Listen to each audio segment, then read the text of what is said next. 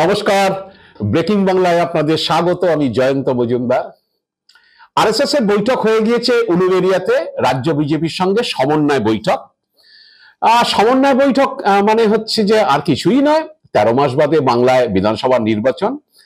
তো সেখানে কি স্ট্র্যাটেজি হবে, আরএসএস কিভাবে কাজ করবে বিজেপির সঙ্গে সমন্বয় রেখে, বিজেপির সামনে বিজেপির পতাকা নিয়ে বিজেপি ভোট চাইবে, আরএসএস এর আন্ডারগ্রাউন্ড ওয়ার্ক করবে, তারা যেমন ভাবে কাজ করে সেই রকমই বিষয়টা চলবে। এটা রাজ্য স্তরে হয়েছে, পরে এটা জেলা স্তরে হবে, তারপরে মন্ডল স্তরে হবে, আরো নিচে হবে। কিভাবে আরএসএস এর লোকরা বিজেপির সঙ্গে সমন্বয় রেখে কাজ করবে সেই নিয়ে বৈঠকটা।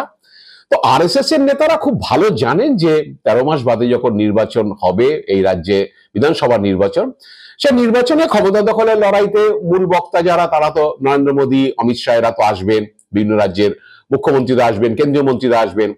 তারা এসে অনেক কিছু বলবেন, নরেন্দ্র মোদী, অমিত শাহ বলবেন এই বাংলা হচ্ছে লুটে পুটে খায় এই সরকার, আমরা এত টাকা দিয়েছি, ইউপিএ থেকে বেশি টাকা দিয়েছি, অমুক দিয়েছি তমুক দিয়েছি, এখানে সব লুটপাট চলে, দুর্নীতি চলে, এসব নরেন্দ্র মোদীরা বলবেন। তৃণমূল আবার পাল্টা বলবে যে বাবা তোমরা এত কথা বলছো, এত লুটপাট, আর তোমার মন্ত্র কি আমাকে সার্টিফিকেট দিচ্ছে ভালো কাজ করেছি বলে, তোমার সিএজি তো রিপোর্ট দিচ্ছে সব ঠিকঠাক আছে, তাহলে তুমি এসব কথা বলছো কেন, এইসব পাল্টা হবে। তৃণমূল আবার পাল্টা বলবে যে তুমি বঞ্চনা করেছো, 100 দিনের কাজের টাকা আটকে রেখেছো, বাংলাকে বঞ্চনা করেছো, আবাসের টাকা দিচ্ছ না, বঞ্চনা করেছো। ওরা আবার বলবে এই টাকা দুর্নীতি হয়েছে। তৃণমূল পাল্টা বলবে যে তাহলে তুমি বন্ধ করে রেখেছো কেন, যেখানে দুর্নীতি সেখানে তুমি এফআইআর করে বা কিছু করে তাদের আটকাও, বাকিদের ছেড়ে দাও, এসব চলবে। কিন্তু আরএসএস একটা জিনিস জানে যে এইসব নির্বাচনী প্রচার টোচার এইসব করে হচ্ছে আলটিমেটলি সুবিধা হবে না, যেটা 21-এ সুবিধা হয়নি 21 সালে। তো তারা যেটা যাবে, বিজেপি নিশ্চিতভাবেই যে এক্সপেরিমেন্ট মহারাষ্ট্র দিল্লিতে তাদের সফল হয়েছে সেই দিকেই যাবে। মহারাষ্ট্রে যেমনি বাটেঙ্গে তো কাটেঙ্গে, সেই যোগীর সেই স্লোগান, মানে বিভক্ত হলেই পতন এবং এক হ্যায় তো সেফ হয়, এই স্লোগান ভালো কাজ করেছে। হিন্দুদের এক কাট্টা করে হিন্দু ভোট বিজেপির পক্ষে এসছে, লোকসভায় খারাপ হয়েছিল, তাতে হেরে যাওয়ার কথা বিধানসভাতে। যাই হোক, এই সব তার সঙ্গে খয়রাতি দিয়ে মহারাষ্ট্রে তারা ক্ষমতা দখল করেছে। দিল্লিতেও একই প্রচার হয়েছে, চড়া হিন্দুত্বের প্রচার হয়েছে, বাংলাদেশিদের দিকে কি বলে বিরুদ্ধে প্রচার হয়েছে, মানে বাংলাদেশি রোহিঙ্গারা নাকি দিল্লিতে এসে বসে আছে, এবং সব সংখ্যালঘু এলাকাতে গিয়ে সব প্রচার হয়েছে। যাই হোক, এবং দিল্লিতে যে সমস্ত অপরাধের জন্য সব এরাই দায়ী, এসব প্রচার টচার হচ্ছে, হিন্দুদের এক কাটা থাকতে হবে নাহলে হিন্দুদের বিপদ। তো আরএসএস জানে যে এইগুলো প্রচার হবে, কিন্তু এই চড়া দাগে প্রচার যদি না করা যায় তাহলে হচ্ছে, বা চড়া হিন্দুত্বের প্রচার না করা গেলে কিছু হবে না। সব উন্নয়ন নিয়ে চাকছি, নরেন্দ্র মোদী বলবে, মমতা ব্যানার্জি কাউন্টার করবে, এসব করে আলটিমেটলি লাভের লাভ কিছু হবে না। আসল যেটা ইনজেক্ট করতে হবে সেটা হচ্ছে হিন্দুত্ব, এবং সেটার জন্য একটা ভয় সৃষ্টি করতে হবে। জনশ্রুতিতে আছে দেখবেন সিআইএর এজেন্টরা, মার্কিন গুপ্তচর সংস্থা সিআইএ, তাদের যারা কাজ করেন তারা অনেকেই জানেন না যে সিআইএর হয়ে তিনি কাজ করছেন। যিনি করছেন, যাকে ইনফরমেশনটা দিতে বলা হয়েছে, তিনি জানেন না যে আমি সিআইএর কাজ করছি। তাকে যে ইনস্ট্রাকশন দিয়েছে তিনিও জানেন না আমি সিআইএর কাজ করছি। থার্ড লেয়ারে যিনি আছেন তিনিও জানেন না কাজ করছেন, কিন্তু তারা কাজ করছেন।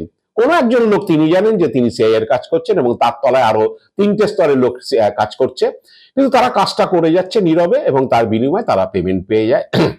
তো সেই রকম আরএসএস কোনোদিন বলবে না যে বিজেপিকে ভোট দিন, কিন্তু আরএসএস এইটা করবে যে আপনার পাশের সিটে বসে আছে আরএসএস এর কোনো লোক, আপনি বুঝতেও পারবেন না, গল্প ছলে বা চায়ের দোকানে আড্ডা মারছে, দেখবেন তার মধ্যে একজন লোক রয়েছে যিনি পরিষ্কার এইভাবে বলবেন যে আসলে বাংলা কিন্তু হিন্দুরা আর হচ্ছে সেভ নয়।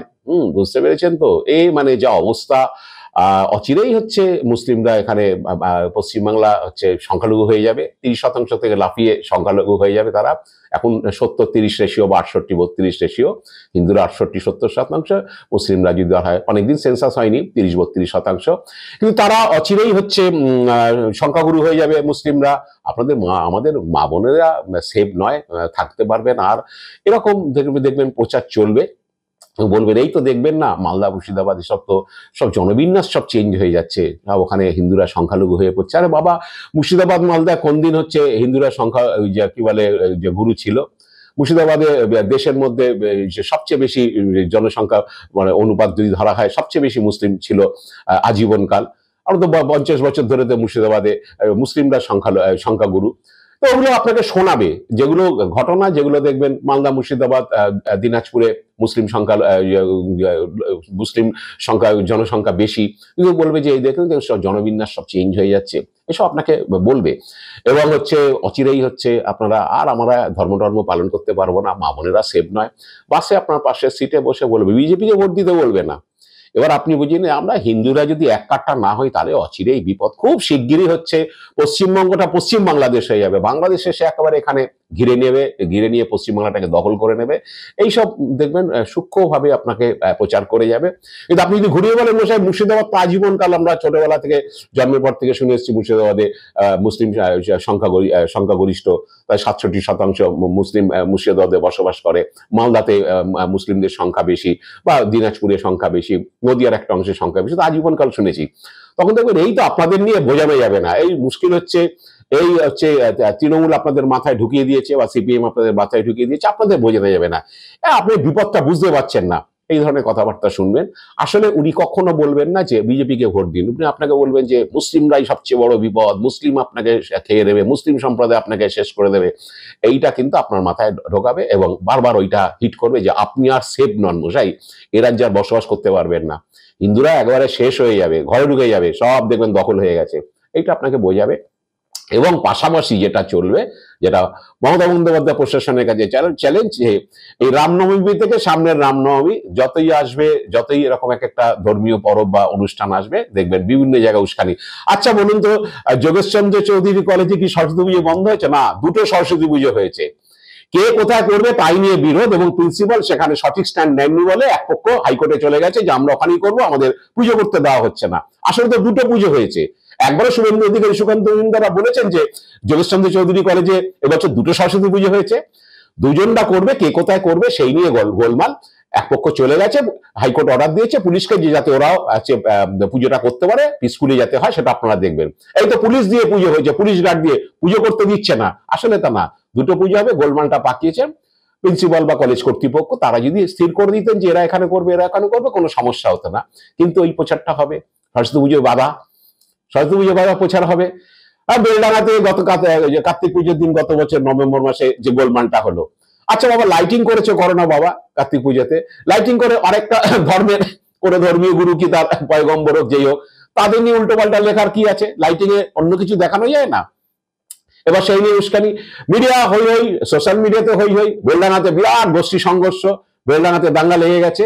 আরে কিসের জন্য দাঙ্গা লেগেছে বল, কারা লাইটিং করেছে, লাইটিং এ কি লিখেছে সেটা বল, কোন ধর্মকে আঘাত করা হয়েছে সেই লাইটিং এ, কেন দরকার কি ছিল? কারণ লাইটিং এ ফুল ফল অমুক তমুক এটা ওটা দেখানো যায় না? কত আইটেম তো আছে লাইটিং এ দেখানো হয়, আমরা দেখেছি চন্দননগর লাইট বা বিভিন্ন সময় আলোর খেলা হয়েছে। তো আলোর খেলাতে কোনো একটা ধর্মের কে আঘাত করার যে কথাগুলো কেন সেটা বলবে না, কিন্তু করে দেওয়া হলো হইচই, ওই নিয়ে গোলমাল, মাঠ দাঙ্গা, এখানে ভাঙচুর ওখানে ভাঙচুর। এই দেখেছো মুর্শিদাবাদে কি অবস্থা হচ্ছে, হিন্দুরা সেভ না, বেলডাঙ্গাতে সংখ্যালঘু সম্প্রদায়ের মানুষরা হিন্দুদের উপর অত্যাচার চালাচ্ছে। চলে গেল সুকান্ত মজুমদার, শুভেন্দু অধিকারী গিয়ে সেখানে গিয়ে এই তো আমাদের ঘর ভাঙা হয়েছে, অমুক হয়েছে। আরে কি থেকে সূত্রপাত কারা করেছে দেখো বাবা, বড় একটুখানি যে আমাদের যারা আমরা যাদেরকে পৃষ্ঠপোষকতা করি তারাই ঘটনাটা ঘটিয়েছে, ওটা বলবে না। এটা চলতে থাকবে, আমরা নিয়ে মিছিল নিয়ে যাব, অমুক জায়গা দিয়ে যেতে হবে মিছিলটাকে, অমুক সংখ্যালঘু এলাকার মধ্যে দিয়ে যেতে হবে, এবং সেখানে গিয়ে উস্কানিমূলক স্লোগান দেবো যাতে একটা গোলমাল পাকায়। তাহলে ওটা একটা হলো, রামনবমী মিছিল করতে দিচ্ছে না, অমুক জায়গায় অমুক করতে দিচ্ছে না, তমুক জায়গায় তমুক করতে দিচ্ছে না, এই তো দুর্গাপূজা এই হচ্ছে, কালী পূজা এই হচ্ছে, সরস্বতী পূজা এই হচ্ছে, এই চলতে থাকবে এক বছর। কারণ ওইটা আরএসএস জানে যে ওই উন্নয়ন ফুন্নয়ন করে ওইসব বক্তৃতা করে হবে না, কারণ এইটা করতে হবে হিন্দু সম্প্রদায়ের মধ্যে। দেখুন না, যাদবপুরে গোলমাল হয়েছে, ব্রাত্য বসুর গাড়ি ঘিরে বিক্ষোভ, একটা সে ঘোষিত কর্মসূচিতে গিয়েছিল, সেখানকার ছাত্ররা তাকে সেখানে ঢুকতে দেবে না, গাড়ি আটকে দিয়েছে, গাড়িতে ভাঙচুর ঝামেলা অমুক তমুক, ব্রাত্য বসুর গাড়ি চালিয়ে দিয়েছে, তার থেকে একজন ছাত্র আহত হয়েছে। সে গেল, প্রতিক্রিয়া দিতে গিয়ে শুভেন্দু অধিকারীরা কি বলছেন, ক্ষমতা আসলে শুধু হিন্দু যারা ঘরে থাকেন ভোটের দিন ভোট দিতে পারেন না, হিন্দুরা 5% বেশি ভোট দিন, আমরা ক্ষমতা আসলে 1 ঘন্টা সব ঠিক করে দেবো। আবার সেই ওখানে হিন্দু যাদবপুরে হয়েছে, তুমি বলো যে যারা করেছে তারা অন্যায় করেছে, বা ব্রাত্য বসু অন্যায় করেছে, তুমি যে পক্ষকে দোষ দাও, কোনো অসুবিধার কিছু নেই।